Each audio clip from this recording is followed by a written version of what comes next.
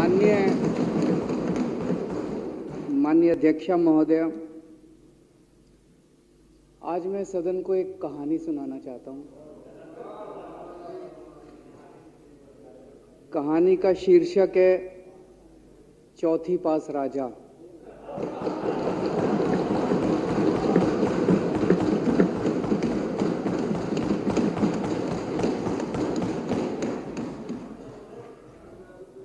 आपने बचपन में राजा रानी की बहुत कहानियां सुनी होंगी। मेरी कहानी में रानी नहीं है,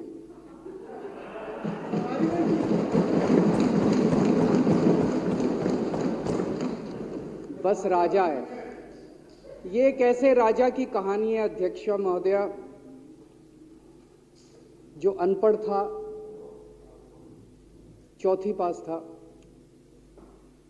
बेहद अहंकारी था, बहुत अहंकार था, बहुत ज्यादा,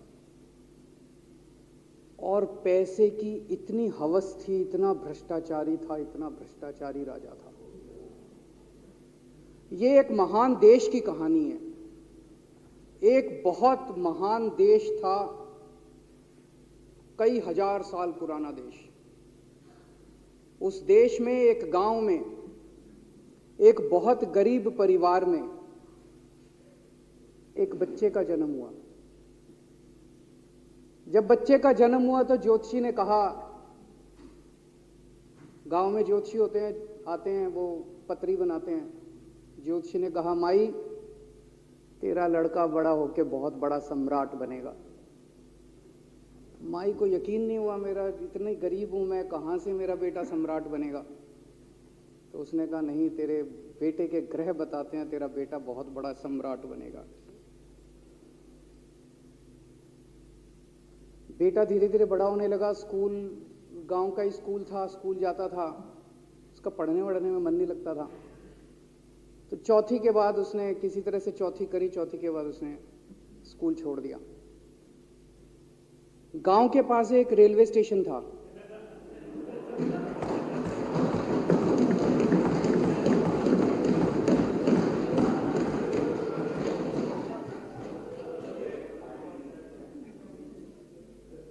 तो घर का खर्चा चलाने के लिए वो लड़का वहां स्टेशन पे चाय बेचता था। लड़के को भाषण देने का बड़ा शौक था। सारे गांव के लड़कों को इकट्ठा कर लेता, आसपास के गांव के भी इकट्ठा कर लेता, सामने वो खाट डाल लेता, उस पर चढ़ जाता और भाषण देता। धीरे धीरे आसपास के गांव के लड़के भी इकट्ठे हो गए। जिस भी चीज में भाषण देता, एक बार शुरू हो जाता तो बंद ही नहीं होता। अब ज्योतिषी ने कहा था, लड़का बड़ा हुआ, बड़ा होके एक दिन उस महान देश का वो राजा बन गया। पूरे देश में उसका नाम हो गया चौथी पास राजा। लोग उसको चौथी पास राजा कहते थे। अब उसे आता जाता कुछ था नहीं, पढ़ा लिखा था नहीं। अफसर आते, कुछ अंग्रेजी में चपर चपर करते, उसको समझ नहीं आता। अफसर जो मर्जी उससे साइन करा के ले जाते, जो मर्जी उससे साइन करा के ले जाते। अब वो कुछ पूछे अफसरों से तो उसे भी शर्म आती थी कि मैं पूछूंगा तो उनको लगेगा अनपढ़ आदमी है, पता चल जाएगा। तो उसके भी दिल में ये रहता था, यार मैं पूछूं ना पूछूं। पता नहीं किस किस चीज पे उसने चौथी पास राजा ने साइन कर दिए। फिर धीरे धीरे राजा को ये बुरा लगने लगा, यार ये मेरे को चौथी पास कहते हैं। तो उसने एक फर्जी डिग्री बनवा ली। कहीं से फर्जी डिग्री बना के ले आया, एमए की। बोला मैं एमए हूं। तो लोगों को लगा, यार ये तो ठीक नहीं है, ये तो फर्जी डिग्री हम बना के ले आया हमारा राजा। तो लोगों ने आरटीआई डाली। जो आरटीआई डालता उस पर 25,000 रुपये जुर्माना।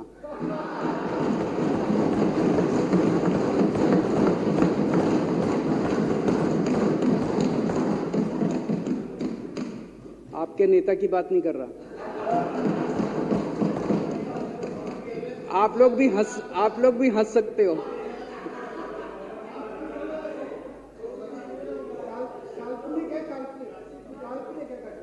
तो जो आरटीआई डाले उसको 25,000 रुपए का जुर्माना, जो आरटीआई डाले उसको 25,000 रुपए का जुर्माना।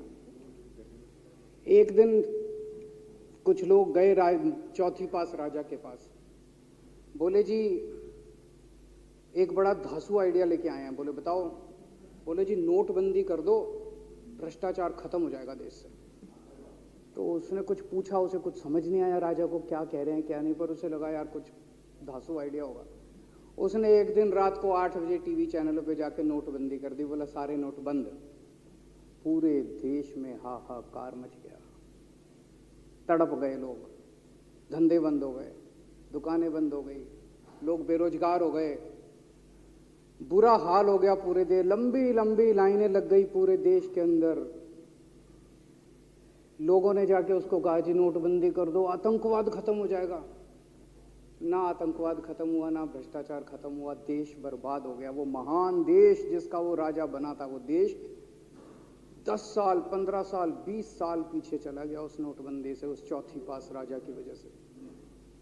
एक दिन कुछ लोग गए उस राजा के पास, बोले जी खेती खूब बड़ी हो जाएगी, ये किसानों के कानून पास कर दो।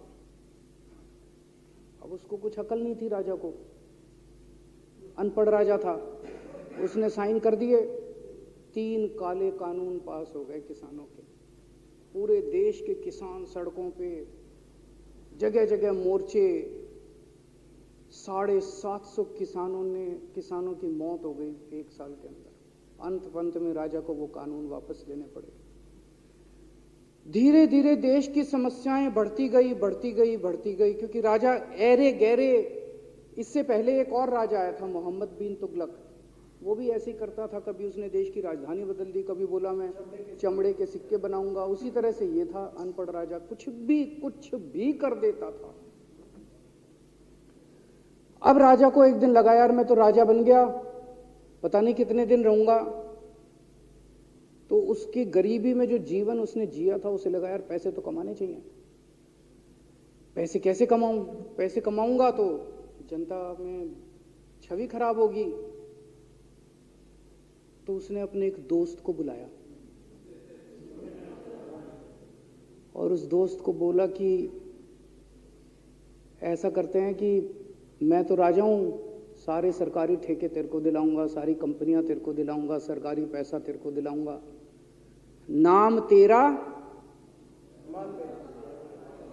पैसा मेरा। तेरे को पूरे उस पे 10% कमीशन तेरे को मिलेगा, सारा पैसा मेरा। दोस्त मान गया। दोस्त को क्या था, फ्री में पैसा मिल रहा था, दोस्त मान गया। उसके बाद दोनों ने मिलके जो देश को लूटा, जो देश को लूटा। सबसे पहले वो दोस्त आया, बोला सर सबसे पहले बैंकों को लूटते हैं। तो बोला वो कैसे यार, बैंकों को लूटेंगे तो ये तो ठीक नहीं है।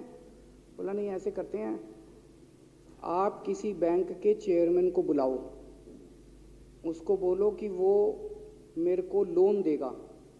तो बोला लोन देगा तो वापस करना पड़ेगा। बोला वापस कौन करेगा, वापस थोड़ी करना है, आप राजा हो, वापस नहीं करना, लोन दिला दो बस।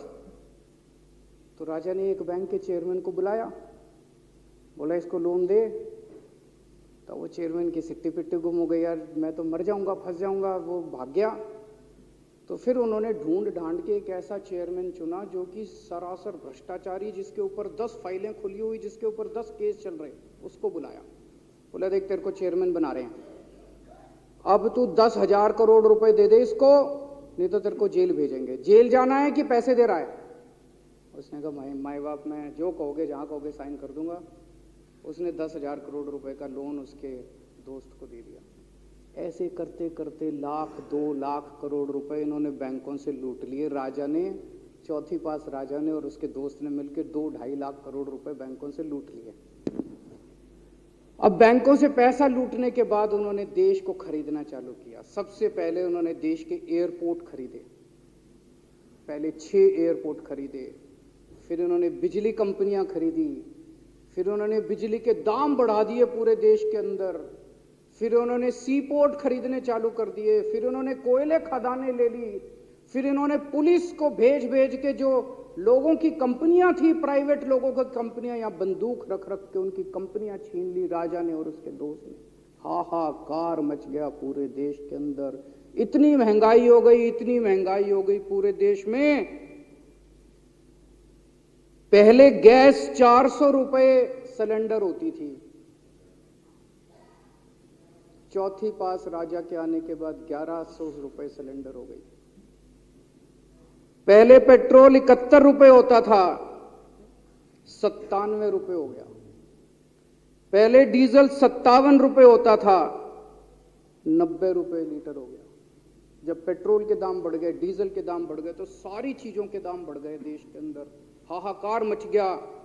सब चीजों पे इसने और इसके दोस्त ने कब्जा। दूध पहले 46 रुपए होता था, 66 रुपए लीटर हो गया। बच्चों को माएँ दूध पिलाने लायक नहीं बची, घरों के अंदर छोटे छोटे बच्चों के दूध छीन लिए इसने राजा ने। सरसों का तेल 90 रुपए लीटर होता था, 214 रुपए हो गया। बताओ, धीरे धीरे पूरे देश में हाहाकार मच गया। लोग अब राजा के खिलाफ आवाज उठाने लगे, लोग उसके खिलाफ बोलने लगे। तो राजा ने कह दिया, जो मेरे खिलाफ बोलेगा पकड़ के जेल में डाल दो।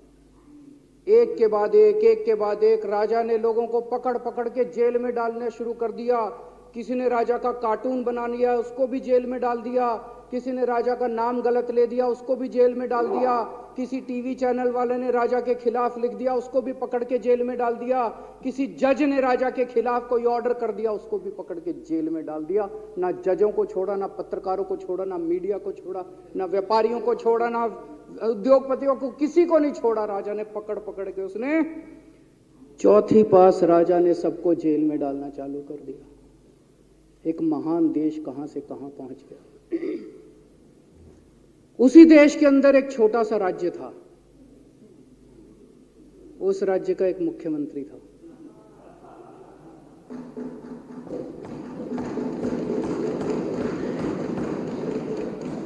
उनके चेहरे पे भी स्माइल आ गई,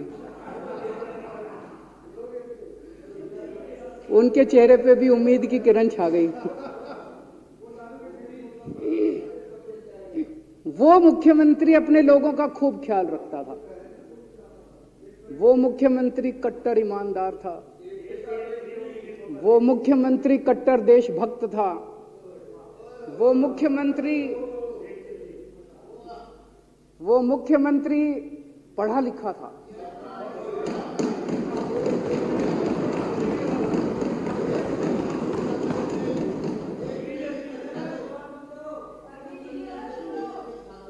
उस मुख्यमंत्री ने अपने लोगों को महंगाई से छुटकारा दिलाने के लिए बिजली मुफ्त कर दी।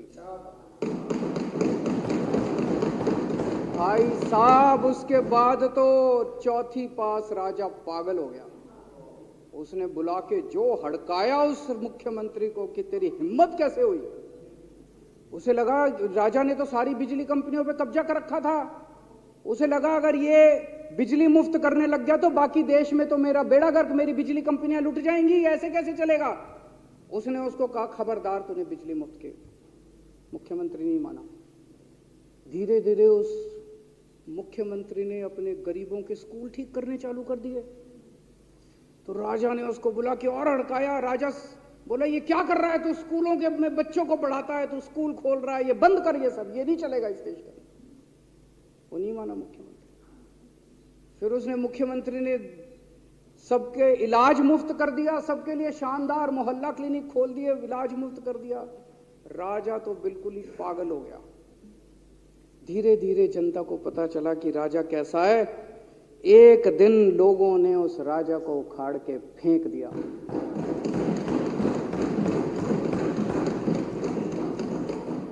और लोगों ने एक किसी ईमानदार और देशभक्त आदमी को वहां बिठा दिया और उनकी सरकार आ गई। और उसके बाद देश से महंगाई खत्म हुई और देश रात दूनी चौगुनी तरक्की करने लगा। तो जैसे हम बचपन में सुना करते थे, moral of the story, Hindi में क्या कहते, मॉरल ऑफ द स्टोरी का मतलब भाई इस कहानी में क्या प्रेरणा मिलती है। इस कहानी से, इस कहानी से ये प्रेरणा मिलती है कि अगर आपके देश में महंगाई है, आपके देश में समस्याएं हैं, आपके देश में सब कुछ गड़बड़ चल रहा है, तो सबसे पहले जांच परख के देखो आपका राजा अनपढ़ तो नहीं है। अगर आपके देश में सब गड़बड़ चल रहा है, बेरोजगारी है, बहुत सारी समस्याएं हैं, जरा देखो राजा, आपके राजा को कोई दोस्त तो नहीं है। अगर है तो सबसे पहले अपने राजा को उखाड़ के फेंको, नहीं तो आपकी समस्याओं का कोई समाधान नहीं होगा। आपकी समस्याओं का कोई समाधान नहीं होगा। वो पढ़ा करते थे, अंधेर नगरी चौपट राजा, सवा शेर बाजी सवा शेर खाजा। बहुत बहुत शुक्रिया।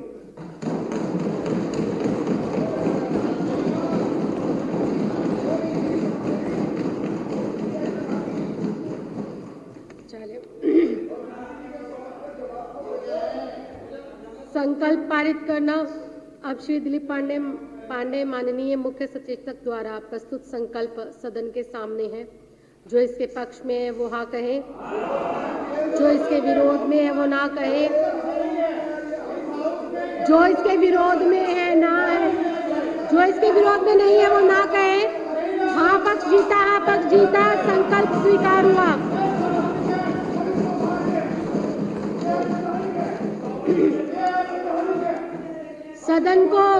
सदन को अनिश्चित